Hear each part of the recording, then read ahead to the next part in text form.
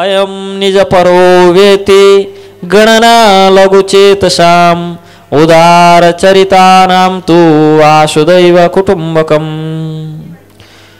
जो लघु चेतका छन् तिनले यो मेरो यो परको यस्तो भाव राख्छन्, तर जो उदार चित्तका साधुहरू छन् तिनका लागि वासुदेव कुटुम्बकम, सारा जगत नै वासुदेवका कुटुम्बीहरू हुन्।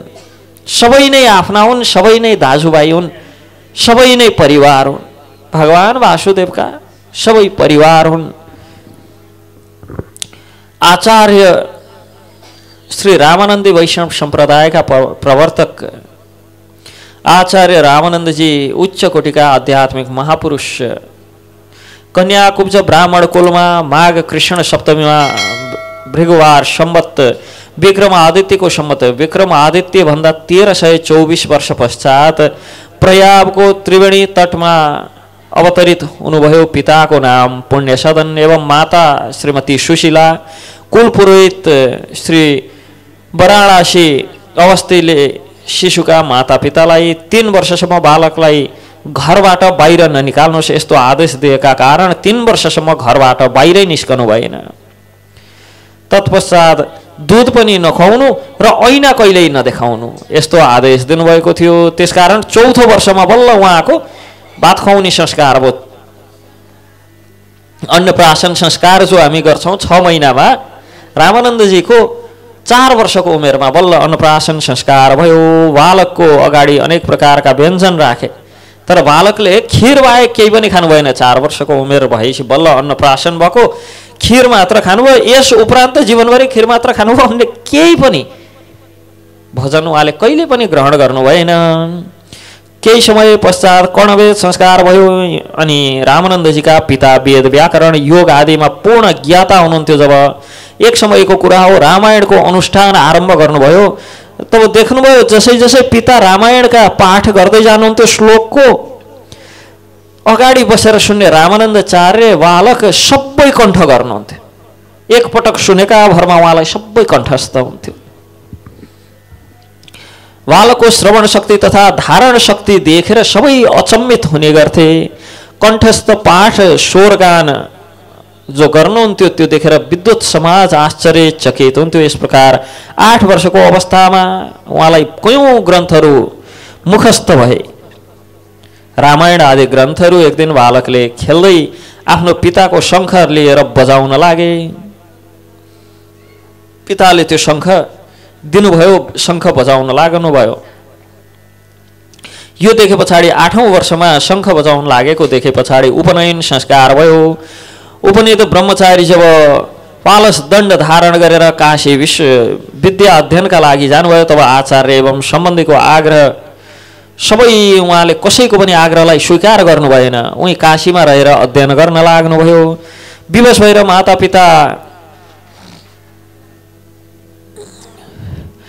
पितालाई पनि साथमा लिएर बालक आफ्ना माताका साथ ओमकारेश्वर काशीमा रहेर विद्या अध्ययन गर्नुहुन्थ्यो। 12 वर्षको अवस्थामा रामानन्दजीले समस्त शास्त्र अध्ययन गरेर पूर्णता हासिल गर्नुभयो।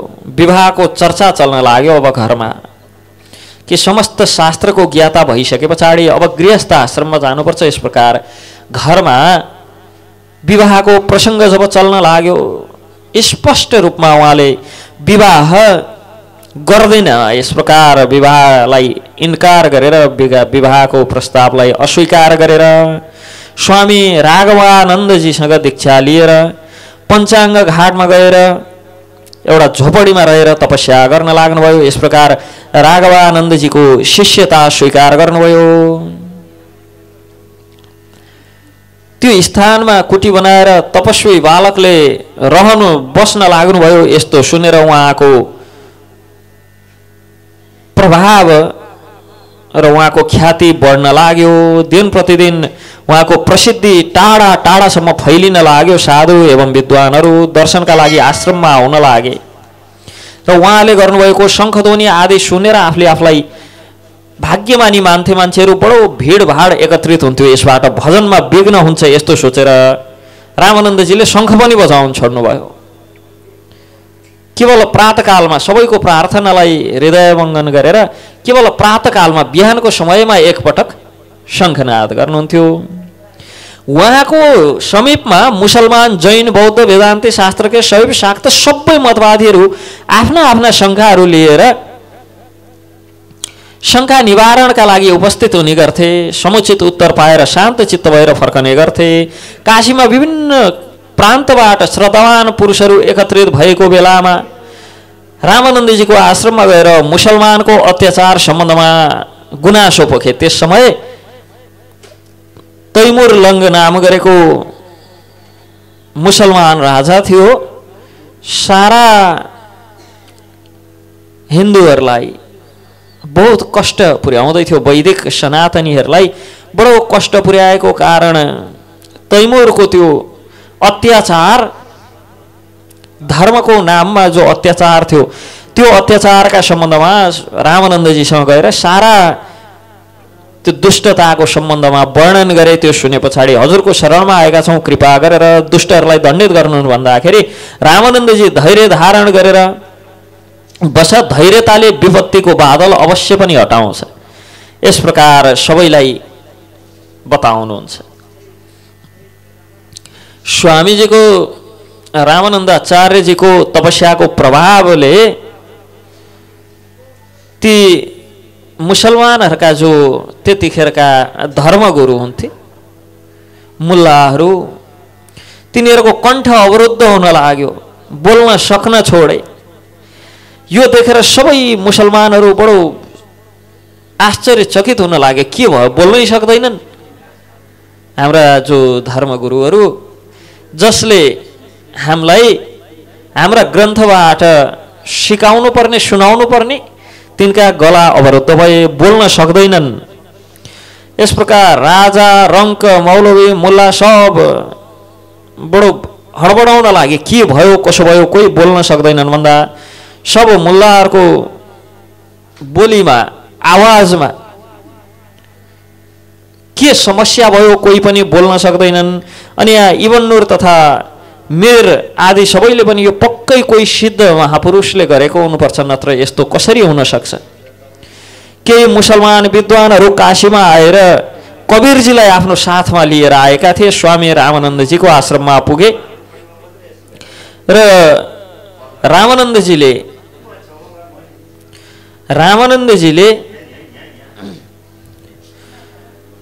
जब यो रामानन्दजीको आश्रममा पुगे पछाडि रामानन्दजीले जब शङ्ख घोष गर्नुभयो, जो शङ्ख घोष, शङ्खको आवाज सुन्न साथ सबै मुसलमानहरू, मौलवी, मुल्ला बेहोस भएर जमिनमा लडे।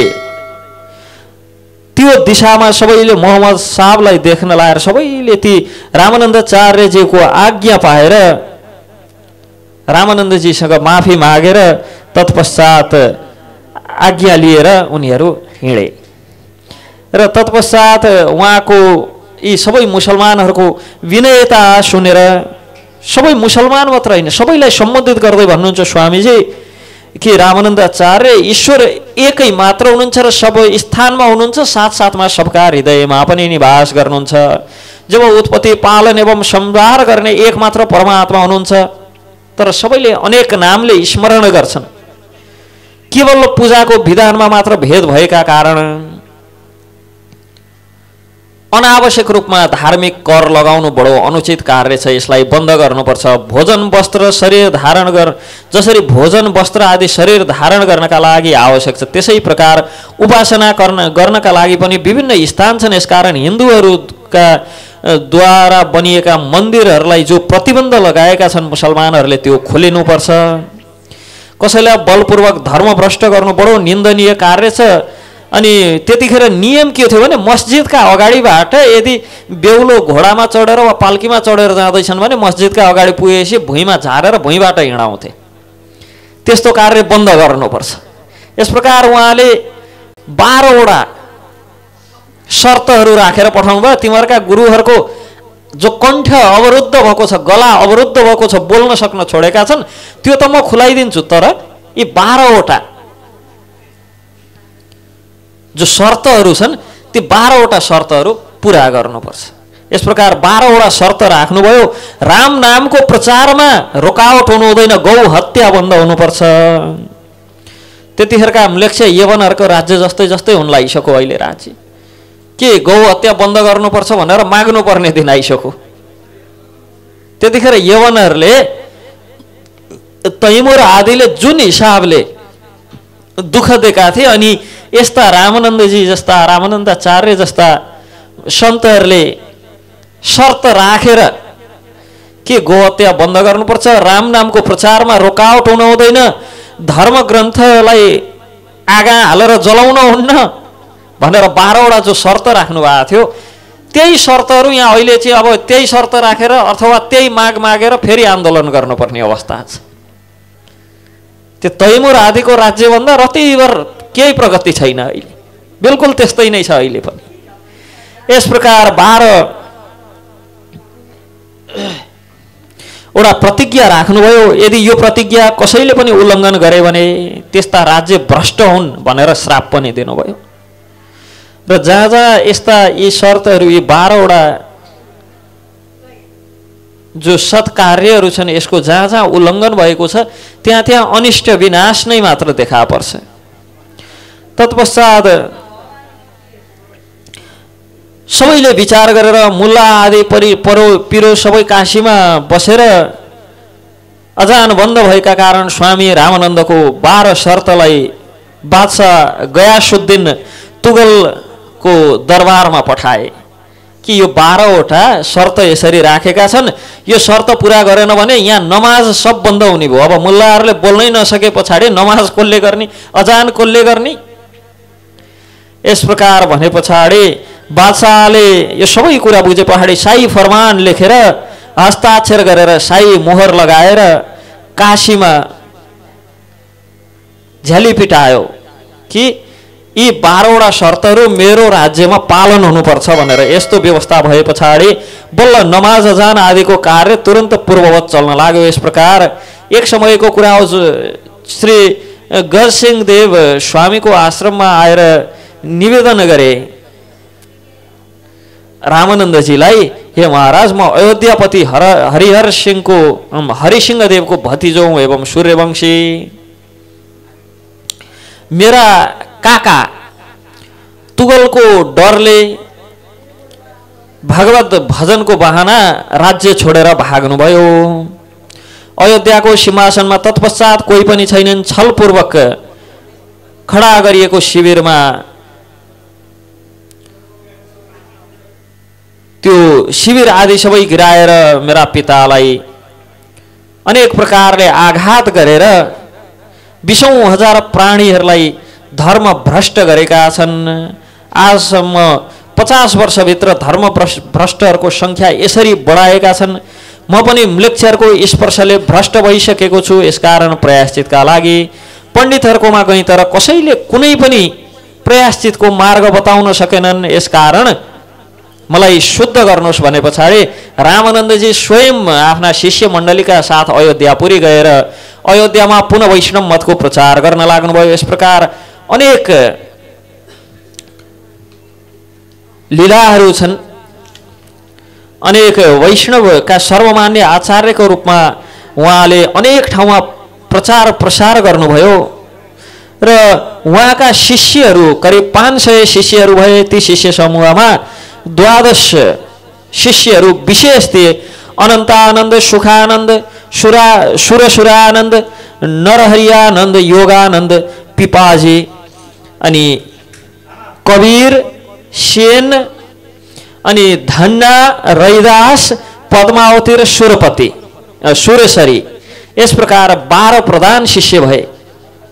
यी 12 शिष्य मध्येबाट योगानन्द ब्राह्मण थिए, पिपाजी क्षेत्रीय वर्णका थिए, कबीर लुगा सिलाउने थिए भने सेन नाम गरेका जो शिष्य भए ती कपाल काट्ने हजाम थिए। धन्ना नाम गरेका जो शिष्य थिए ती जाट समुदायबाट थिए। रैदास नाम गरेका जो थिए ती चमार समुदायबाट थिए। पद्मावती र सुरेश्वरी स्त्रीहरू थिए। यस प्रकार प्रधान 12 शिष्यहरू भए।